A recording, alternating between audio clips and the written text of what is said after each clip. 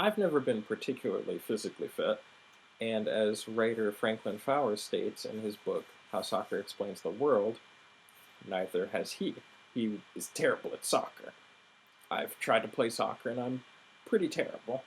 And I don't think it's a coincidence we're both American. Soccer is not part of American culture. It's something we don't really do because it was never in our history. It's never become part of the American identity as it has been with so many other nations, and I would now like to discuss why that is the case. There's three very clear reasons why, and the first one is history. Britain colonized much of the world, and as it did, it spread its knowledge of soccer and of the game to many countries: India, South Africa, South America, Australia. And so, as these countries then developed over hundreds of years, it kind of became part of who they were. Soccer is an everyday thing there. And America doesn't really have that. And as this took place, it also became part of the media and advertising as sports venues became more popular, and so soccer became more globalized and integrated into their economy. And naturally, as this took place, it became kind of a speaker box that people could use to express their ideals because the media could put anything out there, could put it on the page, could put it on the screens, and so soccer became an opportunity for people to express themselves. For example, Simon Cooper states in Soccernomics that the Catholics and the Protestants use soccer to express their ancient rivalry that even goes on until today. And as this world commercialization has occurred, it's led to a globalization that is truly staggering, as less than 1 million people worldwide play American soccer.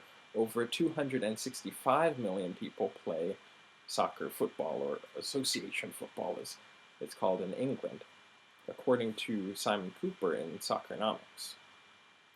Now, it's interesting to note that soccer mimics the old world system of economics in which it's more or less every country for itself, something not really seen in American-style capitalism, which at times allows profit sharing to kind of increase the movement of capital. And some argue that this leads to soccer being predictable or boring at times. In the book, The Miracle of Castel di Sangro by Joe McGinnis, it speaks of Italian matches featuring match fixing, paying of the referees. And this is interesting because it's actually becoming more of an economy the more fixed it's become. And Franklin Fowler speaks of this similar fact in his book, and how people are even slightly interested by the underdog factor that exists, how there are huge teams sometimes going up against lesser known teams, and it's not really something you see in American sport, and that Americans have even stated that they're not particularly interested in seeing. They want to see a fairness that occurs.